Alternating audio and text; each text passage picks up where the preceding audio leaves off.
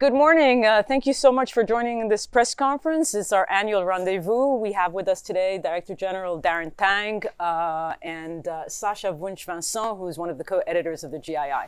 We'll start off with a few opening remarks from the Director General, and then Sacha will take us through the report, and then happy to take your questions. Thank you.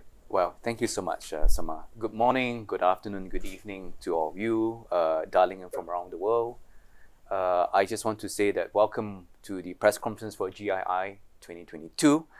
This is the 15th edition of the Global Innovation Index, where we track the state of innovation globally and rank the innovation performance of, for this year, 132 economies.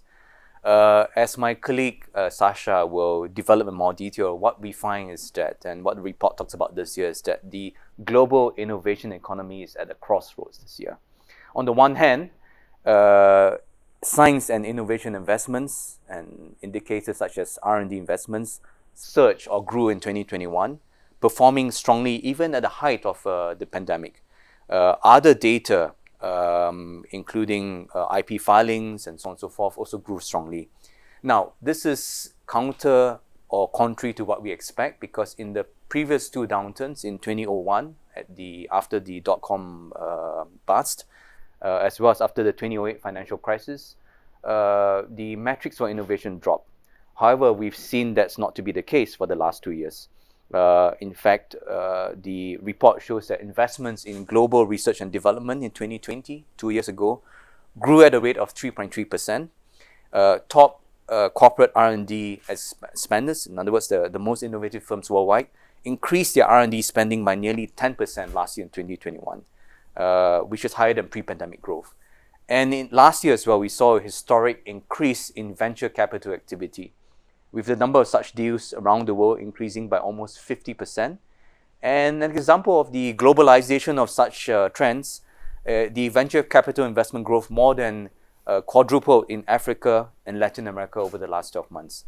IP filings have grown as well, and many other metrics that we track show increased or continued investments in innovation related activities. However, what we are seeing also is that as the pandemic recedes, storm clouds remain, with high inflation and geopolitical tensions posing new challenges for all of us.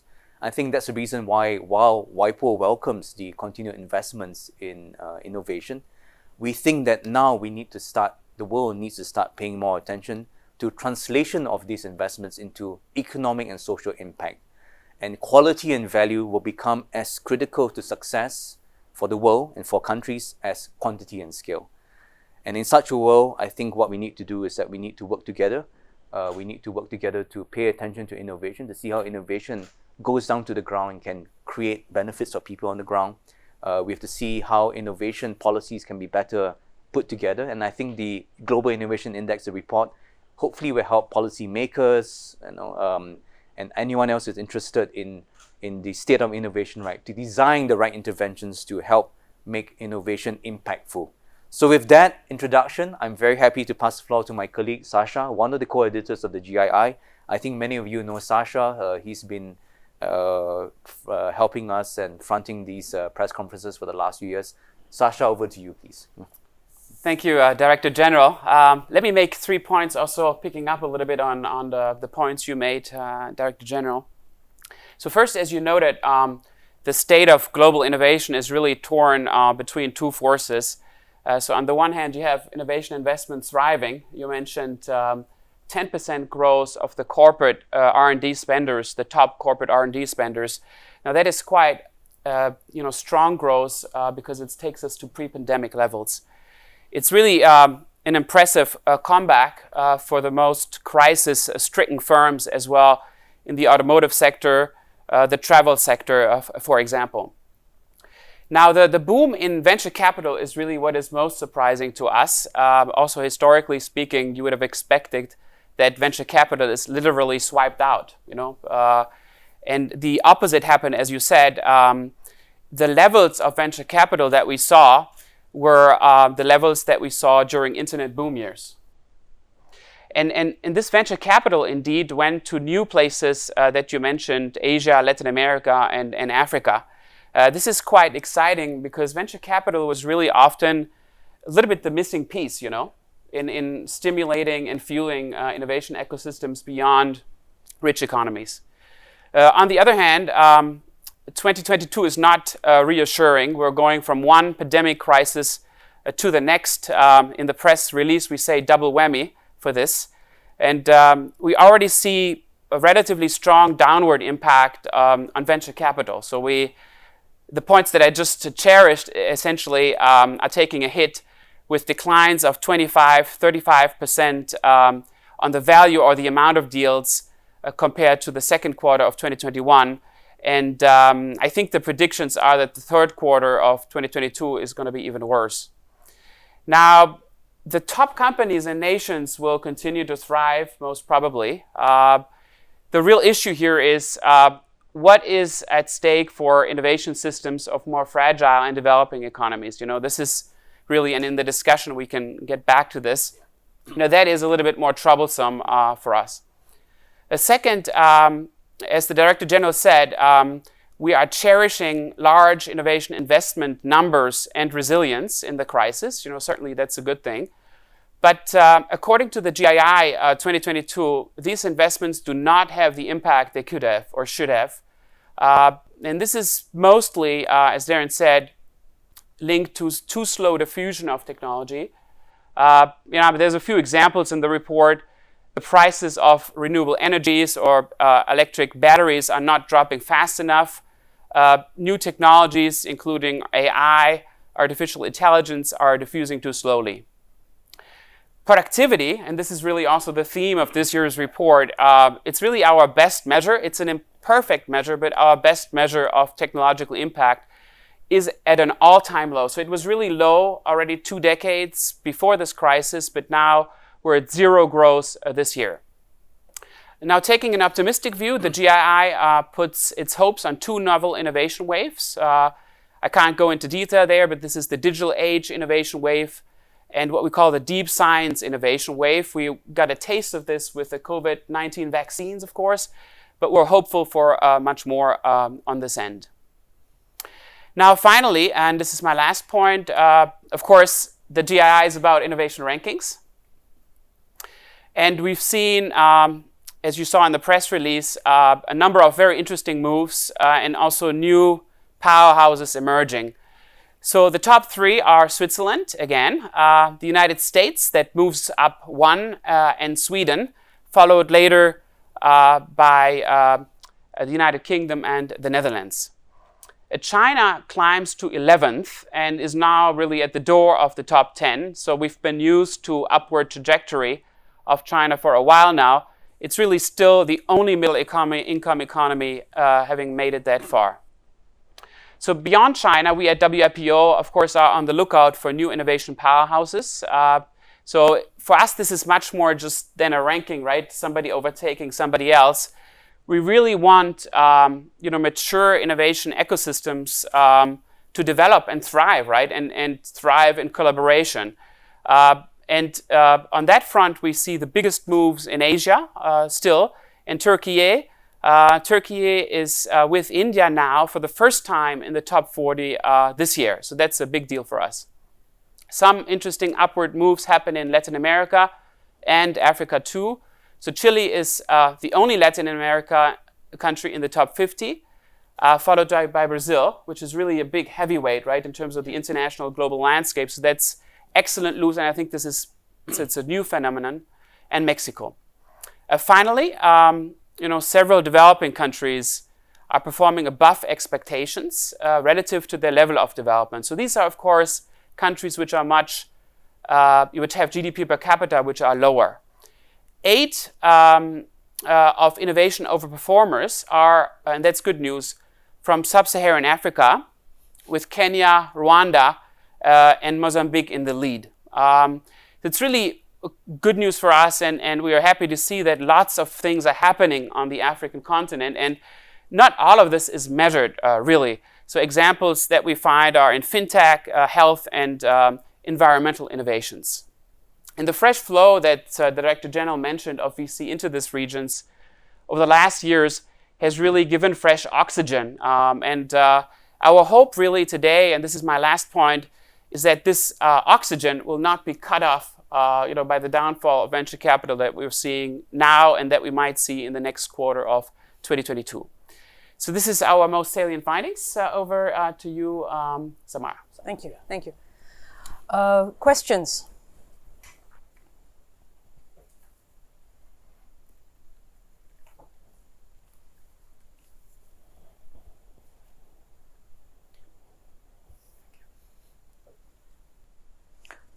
Okay, Efe, Antonio, go ahead.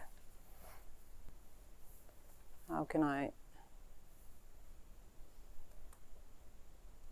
Can't hear it? Yeah, can you hear it? We're getting there. Hello, good morning. Antonio, good morning. Sorry about that. Go ahead. So I wonder if you can comment what effect can the war in Ukraine and the energy crisis, what effect can have in the innovation in the next years, not only because the economic crisis, but also because the growing political gap between Russia, China, and the West. Thank you. Who would like to take that? Sacha, you want to do that and I can supplement? Yeah. So I will stay out of politics, obviously, but as the DG has previously said, the fallout of this war is obviously deplorable and devastating on many fronts. From an economic perspective, the consequences are relatively dire, right? So both for energy prices, the inflation, and global value chain developments. As to innovation more specifically, and this is conjecturing, right? I cannot imagine the top global R&D spenders slowing, their rate of innovation because of this necessarily. It might even, to some extent, accelerate certain green tech developments given high energy prices, or accelerate reshoring and these things. Definitely, the demand for technology has not slowed. Now, the effect of inflation of innovation, that is something that we haven't really studied, and it's not really in any textbook, right? So this is an open question. Yeah. Then, as the Director General has previously said, the impacts of this crisis is definitely bad news in terms of the global innovation networks and the global value chains. For us, these sort of exchanges are critical for learning, right? For more developing countries, sort of firms, for new innovation nations. And if you cut off this global collaboration and openness, it's definitely a big cost, for these countries. So that's what we're worried about. Jump in. I think invention is an individual endeavor, but innovation is a team sport. When you have an environment where there are tensions geopolitically, it does affect the innovation ecosystem, because innovation is about ideas. Ideas need openness, collaboration, to really bring them to the world. And so I think while we can't control at WIPO, obviously, the state of the world politics, what we hope is that the report will help different policy makers in regions and in countries, right, to design the best policies despite the challenges that they face, right, to continue supporting innovation. I think that's one thing I would like to say. Second thing is that the impact on individual sectors will be different. Certain sectors, right, we probably can see a continued boost in innovations because people need to overcome the challenges of supply chain disruptions, inflation. Our guess, and this is really just a guess, is maybe investments in food-related, agri-related technologies will get a boost because more and more countries are now searching for food security. More and more countries are seeking to make sure that they're able to secure and feed their people. So maybe that will get a boost. I think this will not affect as well investments in climate change because that's a global challenge that we all face. So I think it's going to impact on different sectors in a different way. And I think that the last thing is that the disruptions in money supply, as inflation goes up, as interest rates go up, we begin to see this year that the number of VC deals has started to drop. And as Sacha has said, right, we hope that this doesn't take away oxygen from what we see are emerging innovation hotspots around the world, and for example in Africa, Latin America, and Asia. And we hope that investors will continue supporting good companies and good ideas in these regions, because when there's flight to safety, as money dries up, then what happens is that sometimes good ideas get overlooked. So we need to make sure that we continue supporting good ideas and that investors continue supporting good ideas, right? Especially from developing countries, to give them a chance, and the entrepreneurs and innovators in these countries a chance, right, to really bring their ideas to the market. Thank you. Nina, go ahead. Yes, hi, thank you. AFP. Nina Larson, AFP. Thanks for taking my question. I was wondering, I wanted to follow up on that quickly and ask, you mentioned food-related and agri-related technologies that might get a boost. I'm wondering if you could also say something about energy technologies, and what kind of good ideas are you afraid are going to get overlooked? What are the types of innovation that might suffer given the lack of funds coming in? And I also had a question about the transition into real world application. When you're talking about the innovation that sort of surged during the pandemic, what specifically was the problem of getting those to translate into actual growth? If you could explain that. Thank you. Thank you, Nina, right? Yeah. Nina. Yeah, thank you, Nina. AFP. I will just make some broad comments, and after I'll pass the floor over to Sacha. I think on your first question, which is where is it that we see growth, renewable energy for sure, climate change related technologies, we see that as continuing to be strong. And I think in the report, right, when you have a look at it, there are two waves that we think will help to boost it beyond this specific. One is the digital wave, I think that's what we mentioned, and the other one's the deep science wave. I think the deep science wave is interesting because we are looking at breakthrough technologies, right, that may not be in the market yet, but which will journey to the market over the next 7, 10, 15 years. So have a look at the report. We don't have a crystal ball to gaze, and if we were, if we had that, we would be the best financial analysts and stock analysts in the world as well.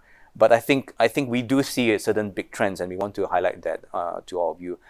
Impact is important for us, and I think we highlighted this quite a bit in the report because we think that the time is now to translate numbers into quality. If you look at it, total factor productivity, and for those of you who are not economic geeks, and for me, I'm a lawyer, so I can't say I'm one of them, but total factor productivity has declined. And that's worrisome for us at WIPO, because when we look at how innovation creates an impact on the ground, right, at least it must improve productivity. But if productivity is not improving, we need to call it out. We need to ask member states and all the other people around who've got a hand in this, right, to start paying attention to this. Why is TFP not increasing? What can we do to improve it? We don't have the solutions at WIPO, but we think we need to draw people's attention to this. Sacha, over to you. Yes, thank you, Daren.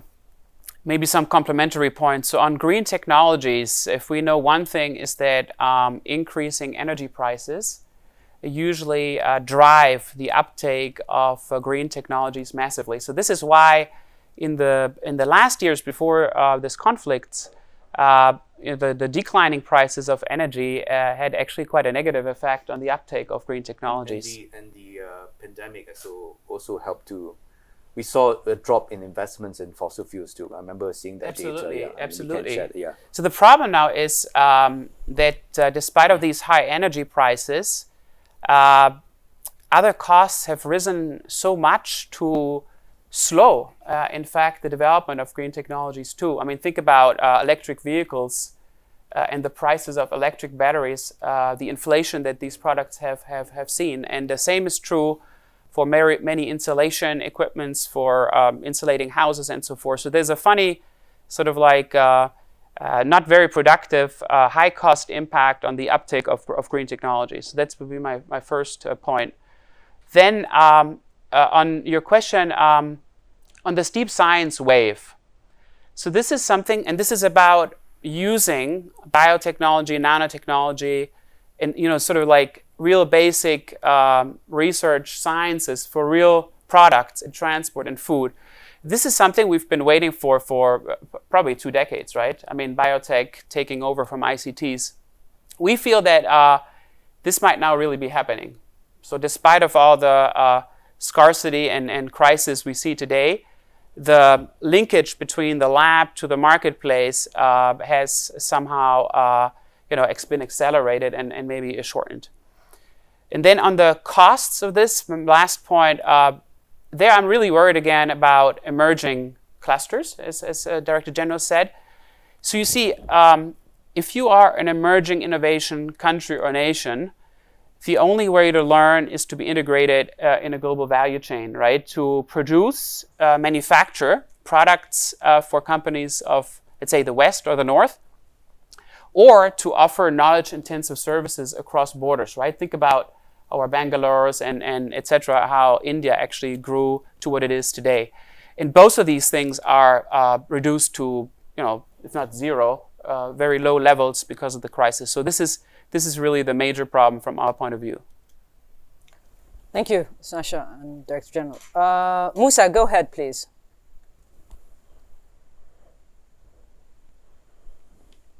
Oui, bonjour, vous m'entendez?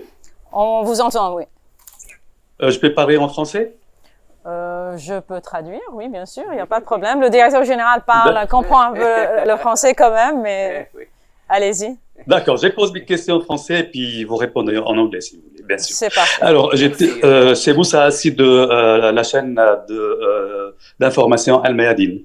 J'ai deux petites questions. La première, les innovations au niveau de la santé.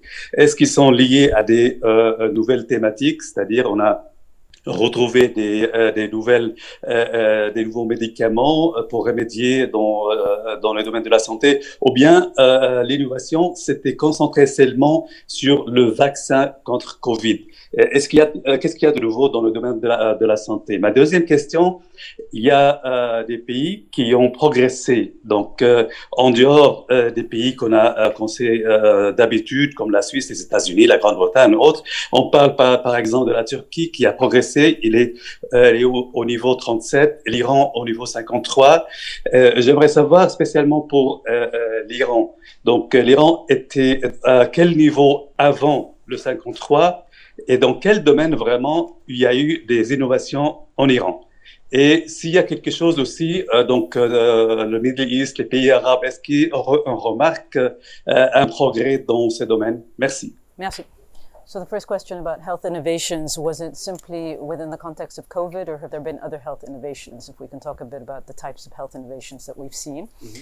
And the second question is, besides the kind of the usual countries on the top, there have been some developing countries that have moved, and Iran is one of them. And which domains specifically has Iran moved in?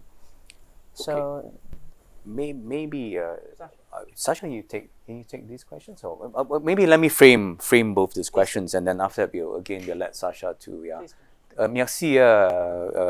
Thank you for your questions, and I think first, in terms of there've been actually the pandemic has been interesting for us because maybe let me address your question in a broader perspective, and then I'll address your actual question as well. What we see is that the pandemic has been a crisis, but also an opportunity.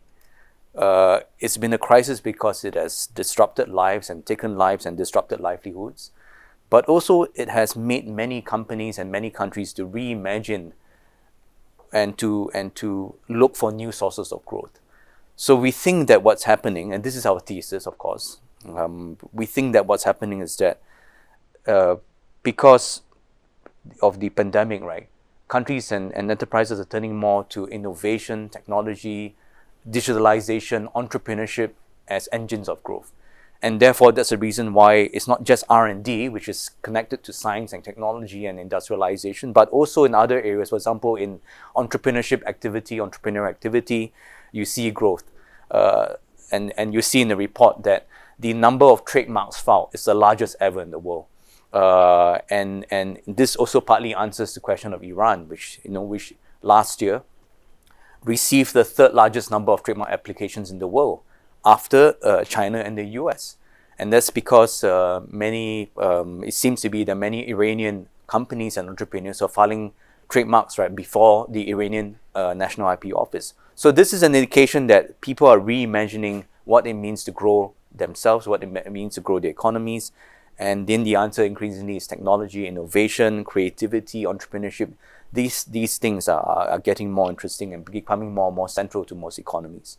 Then I think so I think in terms of the actual implications, of course, a lot of effort since the pandemic struck, a lot of reaction towards overcoming the pandemic, and I like to take this chance to sell you. There's a WIPO report on this. I'd like to maybe give you a chance to have a look at the report. It's a pattern landscape report on all the different technologies that the world has invested in since the pandemic struck. It showed that there's a lot of investments in vaccines, of course, but also in PPE, protective personal equipment, in ventilators and so on. So I think it sparked a whole new area of investments in these things. And some of these innovations may have applications beyond COVID. And some of these things these technologies may also help us to overcome the next pandemic, because we know that pandemics are just part of the cycles of human history and it's going to come back again. Your second question is about developing countries, and I think I was last week in Egypt to launch the Egyptian national IP strategy. It's Egypt's first national IP strategy. It was launched by the Prime Minister with 10 other ministers in attendance, and of course also with full support from the President. And this is an indication that developing countries, just one indication, right, are taking IP more and more seriously. Why? Because they see the growth that other countries have had, Europe and North America, but also Asia, using IP to grow their economy, and they want to be part of their story as well. They want that to be part of their journey as well. So we're seeing more and more developing countries take IP more seriously. We're seeing them look at innovation and creativity as sources of growth, and therefore IP as part of their journey as well. And so WIPO's job is to help them to make this journey, and I think that's something which we are focusing on. WIPO is looking not just at IP for the global north, but IP for the global south. WIPO is not just looking at IP for industrialized MNCs. We're looking at IP for small, medium enterprises. We are focusing on women and youth, and we are trying to build a much more inclusive IP ecosystem where the benefits of IP can go down to the ground. So we're saying that we need to now have a vision of IP at the grassroots level is important. So that's really why we're also saying that we need to show impact. IP needs to show impact. Intangible assets need to show tangible results and tangible benefits to people on the ground. Sacha, do you want to answer some of the more technical aspects? So just on the first question, health, and there was a whole Global Innovation Index report on this. I think we see the major hopes, of course, as everybody else, for potential in the area of cancer, of course, Alzheimer, and all sorts of prevention and personalized medicine, right? This was the conclusion of our last report. On Iran, interestingly enough, and so when we had GII missions to Iran, the most spectacular sector was indeed the health sector, medical equipment and medicinal technologies, but also certain industrial engineering and transportation fields. So there's no doubt that there's unlimited potential in Iran, and it's just it's good if this can be unlocked. Finally, on the Arab countries, that was the last question. So I don't remember an edition of the GII where so many Arab countries in the Middle East, but also in Northern Africa, went up in the ranking. So this goes from the United Arab Emirates, Kingdom of Saudi Arabia, Qatar, Kuwait, but also Morocco, Algeria. So, and these countries work with us quite closely for a number of years now. Some of them with the interest to diversify, obviously, from their natural resource endowments. I would say that for a few years, this battle wasn't won, but now it's really won on the ground. So, right, you see a real progress of these countries, both in the ranking, but more importantly, in terms of innovation performance. Thank you. Thank you. John, go ahead, please.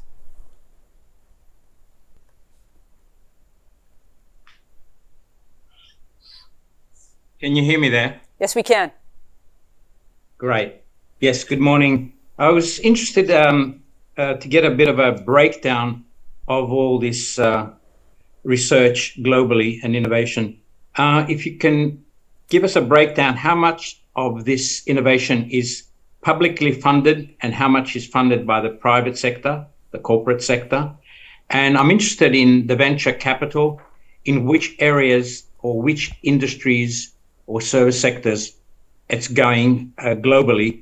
And thirdly, with the geopolitical tensions and wars in so many places around the planet, do you see a big surge in R&D in the defense sector, which is already a big innovation area, especially when you have agencies like DAPRA in the US for decades? John, defense sector R&D doesn't get reported to us. But anyway, I'll let Sacha take the questions here. Just on John, on the question on R&D, right? It really depends on the country. Globally speaking, I think it's now about a 50-50 split in terms of public and private R&D. But the most successful innovation nations, such as the United States or also China and so forth, are more reaching the 70-30 sort of breakdown. So 70% is done by the business sector, and in China I think it's even 80%, which is quite a massive turnaround from 10 years ago. It was the other way around, right? So the reality is, however, that in many more developing nations, it's more like 80-20 the other way around, right? So, I think it's fair to say that you need a good mix of public and private research, particularly in basic research. Companies will never, deliver to the fullest in that respect. So I hope that answers your first question. On venture capital, so we don't have the a sectoral breakdown for each and every country. But the biggest spurts in the countries that the DG mentioned, the Director General mentioned, in Africa, Latin America, was often in fintech and financial services, including in very interesting things happening in Kenya, Nigeria, but also in many different places in Latin America. Then health. And then obviously everything that relates to the internet, still e-commerce platforms. So at the launch we have Jumia, for instance, tomorrow. So all these sort of things attract the vast majority. I think a lot of it's in the digital economy. A lot of the VC activities in the digital economy. Yeah. And what some countries are saying is that, or we try and encourage, is that try to encourage investments in the deep tech side as well. Not just the digital economy. That's important, of course, but deep tech also needs to have VC activity behind it. And in fact, deep tech it's requires high capital, right, in order to go to the market. But a lot of investment naturally, I think, is in the digital economy, fintech, e-commerce type applications, apps, and sort of things. That's my impression, anyway. Thank you. Yeah. Next on our list is Ying Meng from CCTV. Go ahead, please. Thanks so much. Thanks for taking my questions. I have two questions for the DG Director General. The first one is talking about China. And I think China has ranked only the 34th in GII in 10 years ago. So today's achievement, how do you see China's progress in innovation, and what do you think these advances come from? This is my first question. And second one is the global innovation landscape has changed. What impact will this change have on the future development of world economy? Thank you. Thank you. China's growth from 34 10 years ago to 11 now, as Sacha says, knocking on the door of the top 10, right? Really spectacular, and I think that it shows the results, right? When the government and country have pay a lot of close attention to innovation as an engine of growth, and I think that the Chinese government, right, takes IP very seriously. They have 5-year strategic plans in which they are able to harmonize IP policy making and all of the different elements and grow the innovation ecosystem in China in a very holistic, comprehensive manner. And I think that's something which I think has been a big factor of success for China. And look, I mean, at WIPO, our belief is that innovation and creativity can come from anywhere in the world. And I don't want to spend too much time on Egypt, but when I was in Egypt last week, and you look at what they built thousands of years ago, I'm not just talking about big monuments like the pyramids or the Sphinx, but we saw a prosthetic toe that was 3,000 years old. The Egyptians were making prosthetic limbs and toes 3,000 years ago, alongside surgical instruments that were as refined as anything you see in the operating theatre today. You know that many civilizations have contributed, including the Chinese civilization, to great ideas and inventions that have enriched humankind. See, so I think what we do believe is that and it's not to me a surprise, but perhaps it's not to be taken for granted that a country with a rich tradition like China, cultural, historical, but not to be taken for granted, right? There will be innovation, very strong innovation. But what we see, the result from 34 to 11, right, is a very, very serious attention paid to it at all levels of government and also by the Chinese enterprises and Chinese society as well. Your second question is, sorry, I missed it. Yeah. The geography of innovation. What does that mean for the economy moving forward? Yeah. I think what's happening, we're seeing, is that the world is becoming more globalized, and the world of innovation is becoming more globalized, and I think that's great for the world, because if good ideas can come from more parts of the world, combined with other good ideas from other parts of the world to make an impact for the whole world, I think that's a positive for everyone. And so what we're seeing right now is that 7 in 10 IP filed today, 7 in 10, and whether you look at patents or trademarks or designs or other things, comes from Asia, Latin America, and Africa.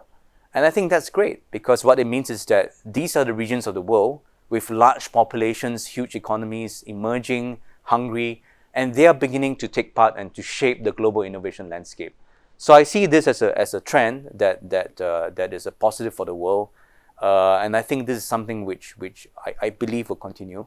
And so that's why the Global Innovation Index is so, we think will be very helpful, because when countries start participating and taking IP seriously, taking innovation seriously, they will need help to understand what the data tells them.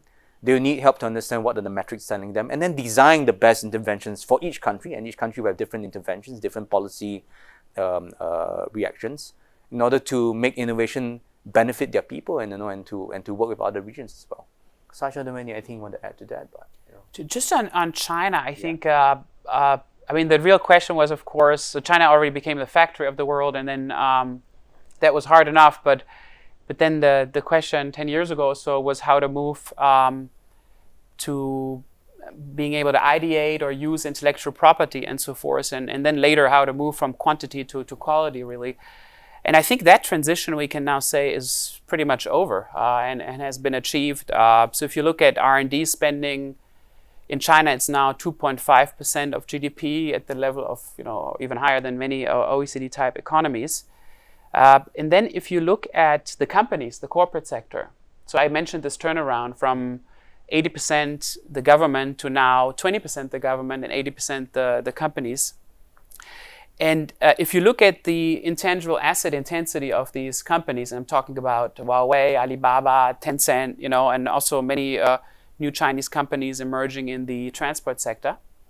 That is quite impressive, the intangible asset ratio of these countries, and also the brand value, right? I mean, if you think about it, how many of these brands were known around the world only, let's say 5, 8, 10 years ago? I mean, massively, right?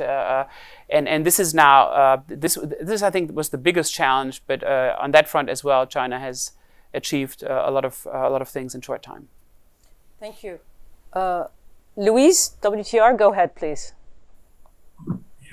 Hi, thank you for taking my question. I wanted to ask, your report assumes a link between a rise in productivity and GDP and improved quality of life around the world, and expresses hope that certain waves of innovation will end productivity stagnation that we're witnessing and improve quality of life. What would you say to people who are starting to question this assumption that GDP really is the best way to measure quality of life, or who doubt that we can innovate our way out of current crises, most notably the climate crisis? Obviously, you take a more optimistic look. You believe that productivity stagnation will end and that innovation will improve quality of life. Some people doubt that. Why are they wrong? Is the 21st century different, or why should we believe in innovation as a solution to some of the crises that we're seeing? what would your answer be to them? So I should take the technical, Yeah, and then I was I'll address the more yeah, the I was- mindset part. Yeah. That's good, yeah. But you can take the technical question. Yeah. Why is productivity important? Yeah, thank you. I was really hoping for that question. In fact, yeah. He's an economist, so Yeah. he's got the technical answer to that. So productivity has really a bad rap or a bad reputation, really, and I would say there's maybe it lies with some misunderstandings or us not being able to explain it better. So first of all, productivity by some is seen as some sort of a technical thing that doesn't matter, right? But if you think about it historically, productivity growth is the only thing that really increases standards of living over time, pulls people out of poverty, makes sure people live longer, etc. And the major driver of this productivity for 2 centuries essentially has always been innovation and technology, right? So that's the first point. And the second point would be, I follow the discussion on GDP, of course, and we tend to partly agree. Productivity, however, is not necessarily generating, it's not about generating more output necessarily, but it's generating the same output with less, right? It's more about the efficiency of production. So I think we shouldn't conflate the two, productivity growth and GDP growth, right? So that would be my answer. In terms of making existing processes more efficient, I think we can all benefit only from increased productivity growth. Okay, well, so let me address the broader ramifications of the question, and this is partly the reason why we are saying that we need to focus on impact. There is a view that technology, innovation, and all of this, right, have not been as inclusive as it should be or as it could be, and that's the reason why WIPO is trying to build a more inclusive IP ecosystem, and that's why our focus for the next few years, right, will be on small, medium enterprises, entrepreneurs, startups, women and youth. In fact, this year, the World IP Day, on World IP Day, which is on 26 April, the world celebrates on 26 April, we chose the theme of youth and IP and youth, right, to celebrate and to bring IP closer to young people so that they see it as part of their aspirations as well. And next year's World IP Day, I'm happy to share with all of you, will be centered around the theme of IP and women. How can we bring and celebrate and support women innovators and creators? So I think what we are doing at WIPO is that we are trying to evolve the IP landscape as well, evolve the IP ecosystem, and this has been approved by all the member states. So this is something which the world is joining us as a campaign as well, right? How can we build a more inclusive innovation and IP system that really brings benefits to people on the ground? It's going to be tough. It's going to be challenging because this is about making sure that we now take something that's very technical, that's very specialized, and make it relevant to people on the ground at the grassroots level. But we think it can be done. And here's some things we're doing at a very concrete level, right, to help make it come alive. In Uganda, and I welcome you to get more details from Sama after this. In Uganda, we've been working for the last 11 months with about several batches of Ugandan female entrepreneurs, sitting down with them, understanding their business needs, a business strategy, and helping them to incorporate IP into their business strategy. Now, they may not always be filing patents, but they all have got good, they've got a good company, or they have a customer experience that they want to take to other parts of Africa. And they need a brand to be able to take that to other parts of Africa, or maybe other parts of the world as well. So we help them to look at how marketing and branding and packaging can be a tool for them to grow their business. And one of them, right, and again, we can get details on Sama, Caroline Matuvo, she started a backyard detergent in a house. And then we help her with an NGO. Together we went in, and we were able to help her create a brand, and she's able to franchise her brand and the detergent into the region. And now she's created jobs, and she's able to earn a living.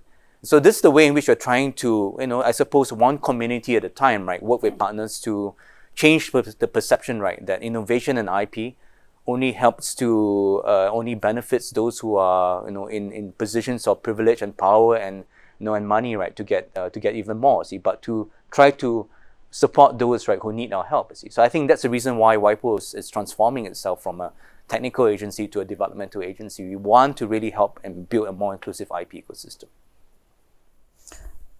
Louise, I had muted you just because there was some echo. You're good with that? Yeah, I understand. Sorry about that. No worries. Thank you for the Thank you. answer. That was really... Thank you. Kristen, go ahead. I believe you're dialing in from Germany. From Germany, yeah. Good morning, that's right. Can you hear me? Morning. Go ahead. Okay, good morning. Thank you very much, and thank you especially for the last question and the last answer. I like that very much, and I would like to continue here on this point. The Global Innovation Index measures several categories of innovation power. Switzerland is very strong in all of them, but especially as I see it on the output side, and here especially knowledge and technology output and patents. You mentioned that you don't have a crystal ball, but still I would like to ask you, would you see another number one in this Global Innovation Index ranking in the next 10 years? And would that be a good or a bad thing? Yeah, I really don't have a crystal. Yeah, what's Maria? What's the name of this lady again? Kirsten. Yeah. Kirsten, I know. I think. I know it's very tempting to ask these questions. We want to. I think what you're asking is how do we see the global landscape shift over the next 10 years? I know, and then would it still be North American and European economies in the top 10, or would that be increasingly a mix? My sense is this: I don't know who will be in the number one position, the pole position, but I suspect that the top 10, top 20, top 50 will become more and more diverse. If you look at the results, and I think what we can do is that maybe if you could pass to Kristen, right, the top 20 rankings or top 50 rankings over the last 10 years of the GII, you will see that it's really shifted quite a bit. You have economies like India and Türkiye entering the top 40 this year, and when you see the trajectory of those that are improving the fastest, right, it will be other economies like Vietnam or Philippines, and Indonesia is emerging as well. You've got Mauritius, outperformers to be like Rwanda, Mauritius, and all of that. So I think it's going to become much more diverse. I don't know who's going to be number one, but I can tell you for sure that the top 20, top 30, top 40, top 50, right, will become much more of a mix, reflecting the way IP filings are right now, where 7 in 10 are really from areas outside Europe and North America. But you see, innovation is a super tanker, right? It takes time for the ship to change course, but I think it will, and I think what we'll see is that we see a much more diverse top 10, top 20, top whatever in the next 5 to 10 years. Sacha, anything you wanted to add? I think you've been seeing the trends, and you've been taking care of the GII for quite some time. So and our colleagues always want to change, including on the top one, but it's something that doesn't look imminently available as a result, because Switzerland is quite different.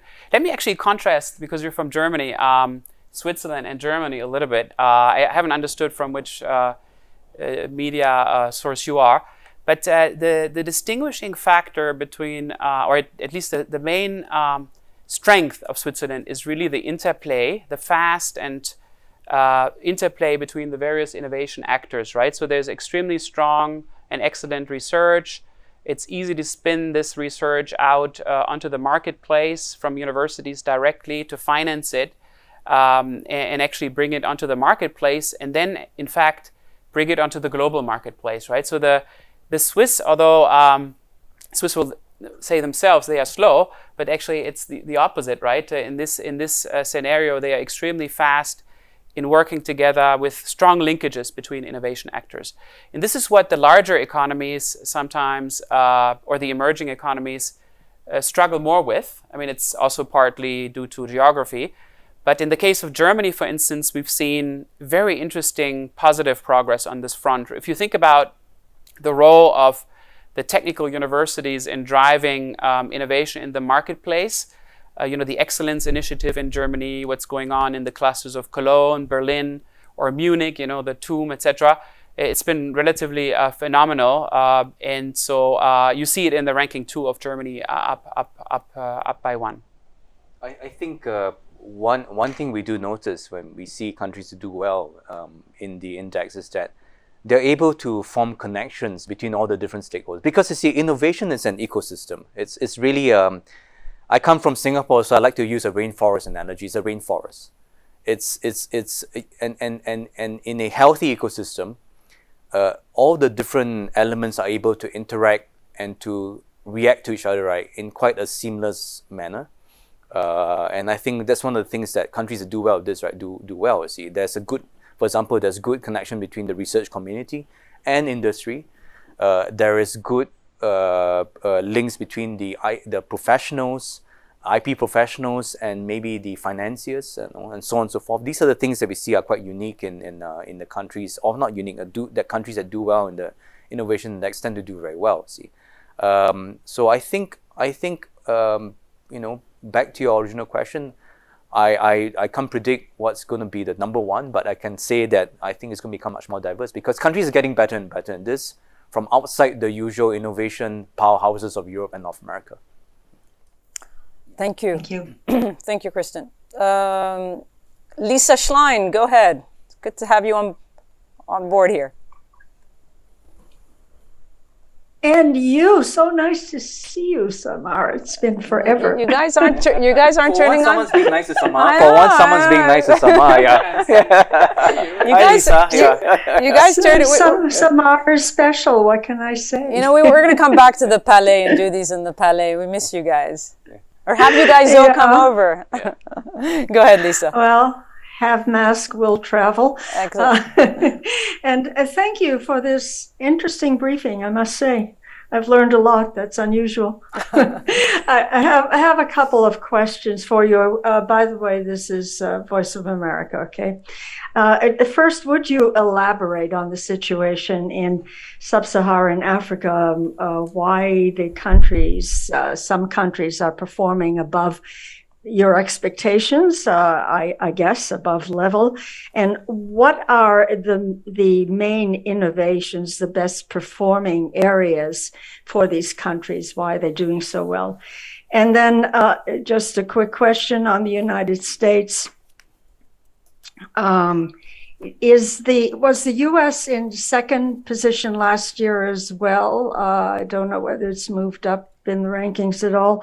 And where do the major strengths lie? Where are the best performing areas? And sorry, I have one more thing. If you could just tell me what are the criteria that you use for your rankings? Why you say some countries are doing better than others? Does it all have to do with the economy, or are there other elements involved? Thank you. Sacha, yes. So thank you. Let me start with the last one first because it's fundamental for all what follows. So there's about 80 indicators that we use, and we're quite keen not to use just R&D, which is more of an input, but also outputs, which are patents or commercialized products, high-tech employment, high-tech manufacturing, right? So this is how we measure things.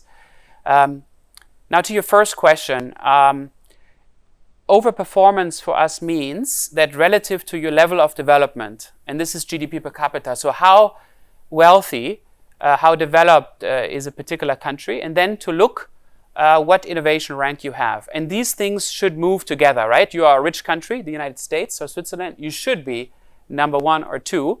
But if you are a sub-Saharan African economy, your GDP per capita is low, you should probably not be ranked very high.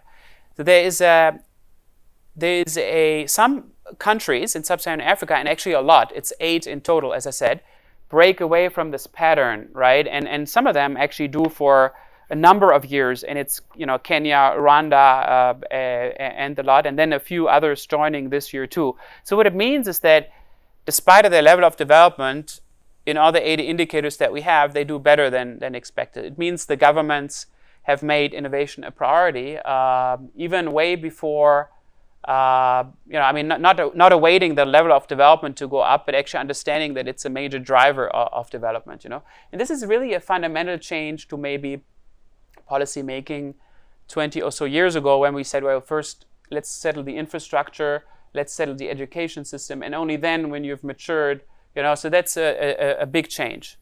To your by the way, sorry, but what I'm hearing from some of the countries that I engage with is that they are trying to pursue a leapfrog strategy. So while they understand that the infrastructure, right, may not be there yet, they don't want to wait till it's in a consecutive or sequential way, right? But they want to start moving into some areas where they see demand coming from, especially the young people. So a lot of it is being driven by the energies of the young people in Africa, and same to some extent in Asia. So a lot of the energy is coming from the young people in Africa. There's a lot of entrepreneurial interest. There's a lot of comfort with technology, with digitalization. And so a lot of the African governments are reacting to that and saying that, look, we need to make sure that we are able to create an environment right now to support entrepreneurship, it may not always be high-tech industry. It may be just entrepreneurship, something that can be franchised, a desire to create a business and so on. So we see that energy moving a lot of the activity right in sub-Saharan Africa. Sorry, Sacha, back to you. Just to give a bit. No, this is very useful because the digitization. I mean, you asked the question of which products, and it would be an exaggeration to say that in these sub-Saharan African countries, there is massive production of own branded cars or own branded PCs or so. The vast focus currently is in terms of services.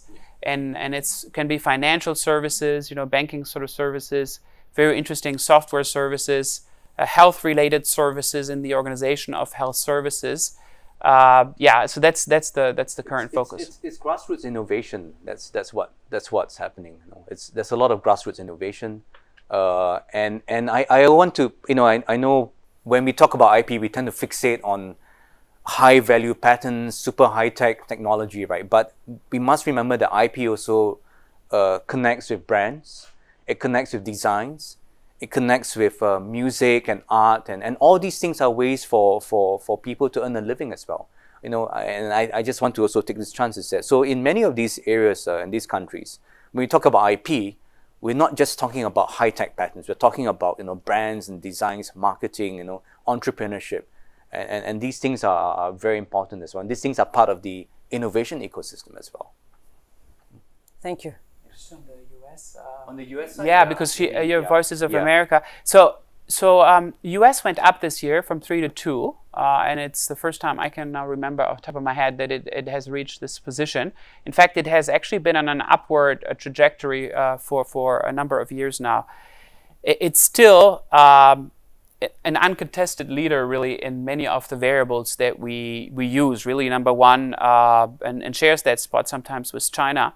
And you were talking about the ecosystem, right? And I mean, a lot of people have thought that at some juncture the main cluster of the United States would be overtaken by other clusters or outdated, lose some of their potency.